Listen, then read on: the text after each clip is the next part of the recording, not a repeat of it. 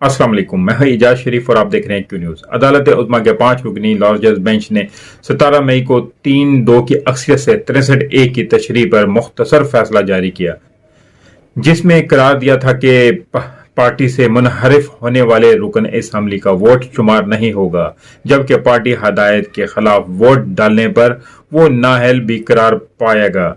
अलबत्ता नाअहली की मुद्दत कितनी होगी, इसका तयन पार्लियामेंट कानून साजी के जरिए करेगी। कि इस आर्टिकल की तशरीह के लिए सदर आरिफ अलवी ने रेफरेंस अदालत उज़्मा को भेजा था। अदालती फैसले के नतीजे में न सिर्फ पंजाब असम्बली के वो 20 PTI अरकान जो हैं वो नाअहल हो गए थे जिन्होंने हमजा शहबाज को वोट दिया था, बल्कि हमजा शहबाज शरीफ की वजारत उज़्मा भी खत्म हो गई थी।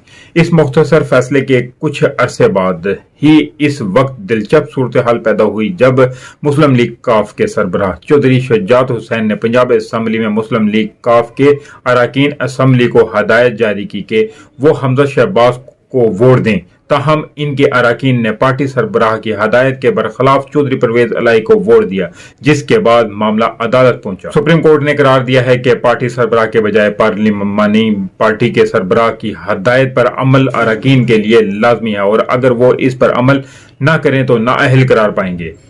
अब आर्टिकल 63A के तफसीली फैसले में इस बात की मजीद वजाहत सामने आ गई है। जस्टिस मुनीब अख्तर ने फैसले के पैराग्राफ नंबर 113 में तहरीर किया है कि दौरान समाअत मुंतखब आमरीत का सवाल भी उठाया गया, ताहम ये मामला स्क्रूटनी से बच नहीं सकता। अदालत ने लिखा कि इस तफसीली फैसले में ऊपर के पैराग्राफ पहले ही करार दिया जा चुका है कि 63A के तहत वोट किसको देना है। ये हदायत जारी करने का इख्तियार पार्लिमानी पार्टी को है, पार्टी सरबराह को नहीं। अगर पार्टी सरबराह बतौर वजीर आजम या वजीर आला अपने पार्लिमानी पार्टी की अक्सरियत अरकान का एतमाद खो बैठता है और किसी दूसरे रहनुमा को आगे आने की इजाजत देने को तैयार नहीं होता तो इसे अदम एतमाद के वोट का सामना हो सकता है।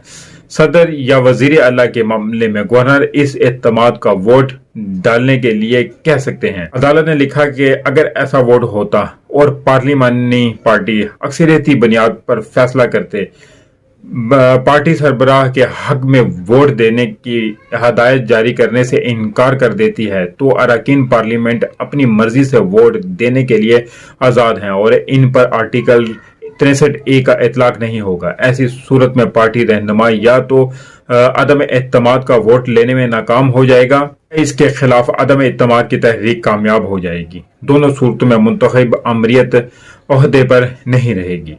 तफसीली फैसले में यह भी कहा गया कि पार्लिमानी पार्टी हदायत के खिलाफ वोट देने वाले की नाअहली का तयन पार्लियामेंट कानून साजी के जरिए करे, ताहम ऐसा वोट देने वाला अपनी सीट से हाथ धो बैठने के बाद बतौर आजाद उम्मीदवार या इस पार्टी के टिकट पर इलेक्शन लड़ सकता है जिसके कहने पर इसने वोट दिया, और अगर वो हार जाता है तो ये जिल्लत ही उसके लिए सजा है। सुप्रीम कोर्ट का ये फैसला मुख्तसर फैसले के 5 माह बाद आया है। मुख्तसर फैसले के वक्त 2 जजेस साहिबान जस्टिस मजहर आलम खान मियां खेल और जस्टिस जमाल खान मंदू खेल ने अक्सरियती राय से इख्तलाफ किया था और इख्तलाफी नोटिस भी तहरीर किए थे।